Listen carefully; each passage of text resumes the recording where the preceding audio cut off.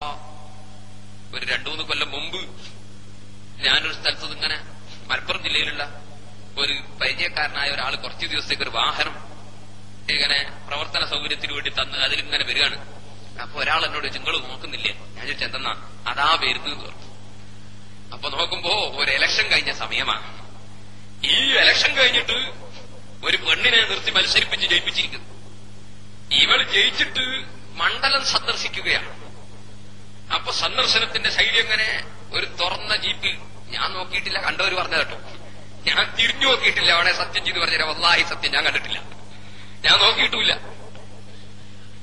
എന്നോട് പറഞ്ഞു അതാ വരുന്നു. ഞാൻ ചെന്ന സംഗതി നോക്കുമ്പോ തുറന്ന ജീപ്പിൽ ഒരു യുവതിയെ കയറ്റിയിരിക്കുന്നു. എന്നിട്ടോ മുമ്പിലൊരു ജീപ്പിൽ വിളിച്ചു പറഞ്ഞു പോകുന്ന യുവാക്കൾ നമ്മുടെ പ്രിയങ്കരിയായ സ്ഥാനാർത്ഥി വിജയലാളിതയായി നമ്മുടെ മണ്ഡലം സന്ദർശിച്ചുകൊണ്ടിരിക്കുകയാണ്. എല്ലാവരും ആശീർവദിക്കുക, അഭിനന്ദിക്കുക. ഇതിങ്ങനെ ഒരു ജീപ്പിൽ വിളിച്ചു പറയുന്നു. ഇവളെ തുറന്ന ജീപ്പിൽ ഇങ്ങനെ നിർത്തിയിട്ട് ഇവള് കൈകൊണ്ട് ഇങ്ങനെ മൂർഖം പാമ്പിനെ പോലെ കാണിക്കുന്നു. സുബ്ഹാനല്ലാഹ്, 4 ഭാഗത്തും ആളുകളെ ക്ഷണിച്ചു വരുത്തുന്നു.